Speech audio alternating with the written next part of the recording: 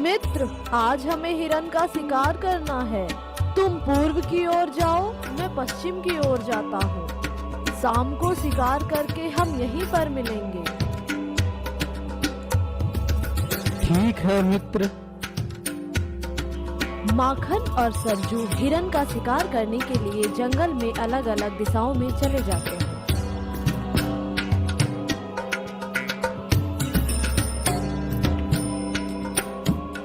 ओहो, आधा दिन निकल गया। मैं जंगल में काफी अंदर चला आया हूँ, लेकिन फिर भी आज कोई हिरन नहीं मिला। माखन ऐसा सोच ही रहा था, तभी उसे एक आवाज आई।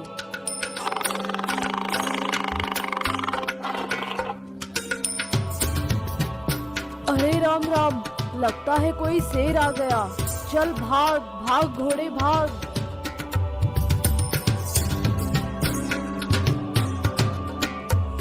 माखन शेर से घबराकर भागने लगा और वह भागते भागते एक पहाड़ पर जा पहुंचा।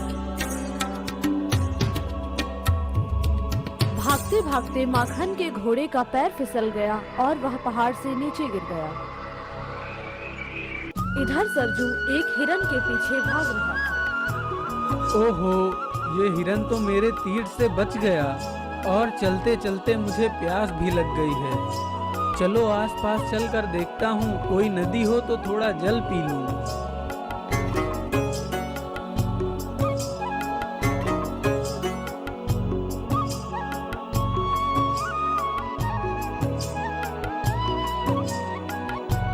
अरे, यहाँ पर ये इतनी सुंदर लड़की कौन है? इसे देखने के बाद तो मुझे कुछ और देखने का मन ही नहीं कर रहा है। सरजू उस राजकुमारी को देखते ही रह जाता है और उसके प्रेम में पड़ जाता है। तभी राजकुमारी की नजर भी सरजू पर पड़ती है। वह भी सरजू को देखती रह जाती है। राजकुमारी को भी सरजू से प्रेम हो जाता है। तभी वहाँ पर सैनिक आ जाते हैं।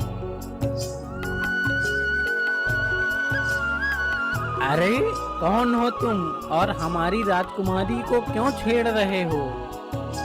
तभी राजकुमारी सैनिकों को कुछ इशारा करती है। हमारी राजकुमारी बात नहीं कर सकती। प्रेम की कोई भाषा नहीं होती। उनको देखते ही मैं उनकी आंखों और सुंदरता में समा गया हूँ। तभी राजकुमारी कुछ और इशारा करती है। राजकुमारी जी कह रही हैं कि उन्होंने भी तुम्हारी आंखों में प्रेम और सच्चाई देखी है और ये भी तुम्हें चाहती हैं। यह सुनकर सरजू बहुत खुश हुआ। हमें अब महाराज के पास जाना चाहिए। फिर वो सब राजमहल आ जाते हैं।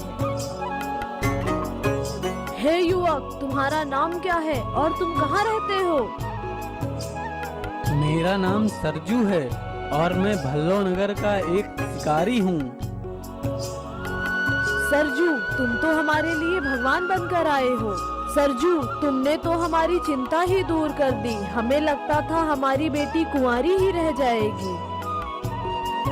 आपकी पुत्री से विवाह कर कर मेरा जीवन भी सफल हो जाएगा महाराज।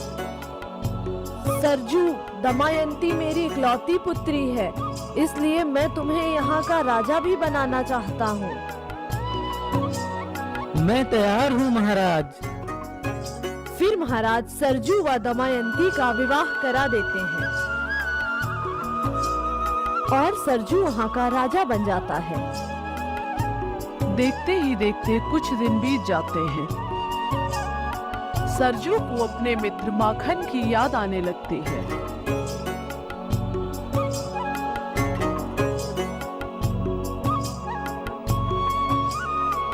कहाँ होगा मेरा मित्र? मैं तो राजा बन गया और मेरे मित्र का क्या हुआ होगा? शायद वह हमारे गांव में ही होगा। मुझे उससे मिलने अवश्य ही जाना चाहिए। अगले दिन सरजू माखन से मिलने के लिए निकल गया। चलते चलते सरजू एक गांव के बीच से निकला। अरे सारथी, रथ रोको। लगता है यहाँ पर कुछ हो गया है। पता नहीं सभी लोग उसी ओर क्यों जा रहे हैं। दादाजी, जरा इधर सुनिए। क्या हुआ बेटा? दादाजी, ये सभी लोग उसी ओर क्यों जा रहे हैं? बेटा, हमारे गांव में एक सिद्ध साधु बाबा आए हैं। सभी लोग उन्हीं से मिलने जा रहे हैं। साधु बाबा सभी की कष्टों को दूर कर रहे हैं। ऐसे सिद्ध बाबा से तो मैं भी मिलना चाहूंगा। फिर सरजू उसी ओर चल देता है जिस ओर बाबा बैठे थे। प्रणिपात साधु जी।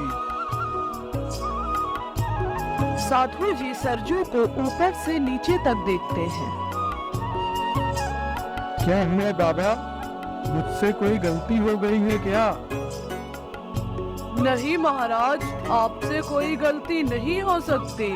आप तो सत्यवादी और धर्मपरायण हो, लेकिन जल्द ही तुम्हारे कारण एक अनहोनी होने वाली है। मैं कुछ समझा नहीं बाबा, मुझे कुछ साफ शब्दों में बताइए। तुम अपने जिस मित्र से मिलने जा रहे हो उसकी मृत्यु होने वाली है, और उसकी मृत्यु का कारण तुम ही बनोगे। उसके मित्र की मृत्यु होने वाली है। इतना सुनते ही सरजू के पैरों तले जमीन खिसक गई। बाबा, कृपा कर मुझे अच्छे से बताइए कि क्या होने वाला है। तुम जैसे ही अपने मित्र से मिलोगे उसके कुछ ही क्षण बाद उसकी मृत्यु हो जाएगी। बाबा जी, अगर मैं अपने मित्र से ना मिलूं तो क्या उसकी मृत्यु नहीं होगी? भाग्य का लिखा कोई नहीं बदल सकता। जो उसके नसीब में होगा वह होकर रहेगा पुत्र।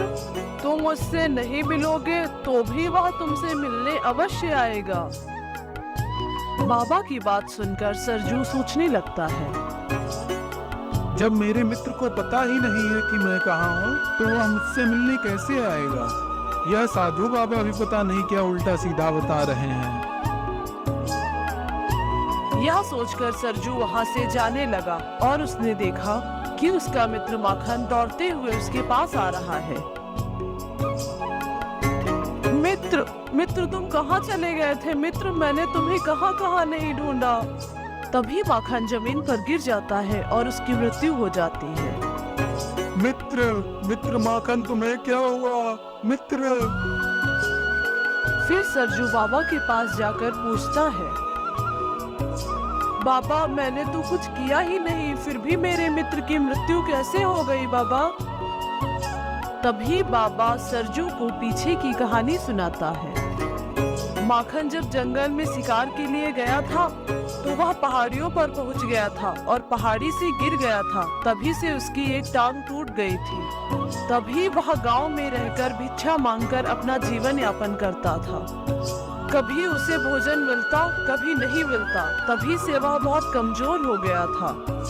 वह तुम्हें देखकर खुद को रोक नहीं सका और अपने पूरे शरीर का बल लगाकर तुम्हारी ओर दौड़ने लगा। और जैसे ही वह तुम्हारे करीब आकर रुका, उसकी हृदय की गति भी रुक गई, जिससे वो मर गया। बाबा की बात सुनकर सरजू की आंखों में आंसू आ गए और उसने खुद को संभालकर अपने मित्र का अंतिम संस्कार किया। अब सरजू समझ चुका था कि यह बाबा बहुत गुणी है और ये लोगों का भविष्य बता सकते हैं। सरजू को भी अपना भविष्य जानने की इच्छा हुई। सरजू ने साधु से पूछा, महाराज, कृपया आप मुझे भी मेरी मृत्यु के बारे में बताइए। तुम 6 महीने के अंदर ही खुशी खुशी फांसी के फंदे पर चढ़ जाओगे। यह सुनकर सरजू बहुत अचंभित होता है और सोचता है कि मैं भला खुशी खुशी फांसी के फंदे पर क्यों चढ़ूंगा। यही सोचकर सरजू अपने महल वापस आ जाता है। यह बात वह अपने मंत्री को बताता है। महाराज, अगर 6 महीने तक आप महल के बाहर ही न जाएं, तो आपकी मृत्यु टल जाएगी। मंत्री जी, आप बिल्कुल सही कह रहे हैं। आज से 6 महीने तक मैं अपने कच्छ से बाहर नहीं निकलूंगा। जी महाराज, 6 महीने तक का अपना सारा काम अपने मंत्रियों पर छोड़ दीजिए। मृत्यु के डर से राजा अपने महल के कक्ष में ही समय व्यतीत करने लगता है। मृत्यु के डर से वह बगीचे में टहलने भी नहीं जाता है। एक दिन जब राजा अपने कक्ष में गहरी नींद में सोया होता है, परंतु राजा अपने रात्रि में चलने की बीमारी के कारण महल के बाहर चला आता है। उस वक्त महल के सारे मंत्री व सैनिक सोए हुए होते हैं और वह घोड़े पर बैठकर दूसरे राज्य पहुंच जाता है। वह दूसरे राज्य के महल में घुस जाता है। तभी उसे एक सिपाही देख लेता है और जोर जोर से चिल्लाने लगता है, चोर चोर, देखो महल में चोर घुस आया है, चोर। यह सुनकर उस राज्य का राजा व मंत्रीगण घबरा जाते हैं और सब उठकर बाहर आ जाते हैं। राजा सरजू को चोर समझकर उसे फांसी की सजा सुना देता है। सरजू यह सब सुनकर आश्चर्यचकित हो जाता है और उसे साधु के द्वारा कही गई बात याद आ जाती है। महाराज, मुझे पता था कि मेरी मृत्यु होगी। यह सुनकर राजा आश्चर्यचकित हो जाता है और सरजू से पूछता है, तुम्हें यह कैसे ज्ञात है कि तुम्हारी मृत्यु अवश्य होगी? तभी सरजू राजा को पूर्व में हुई 6 महीने की बातें बताता है। यह सुनकर राजा अपने 2 सैनिकों को सरजू के महल में भेजते हैं।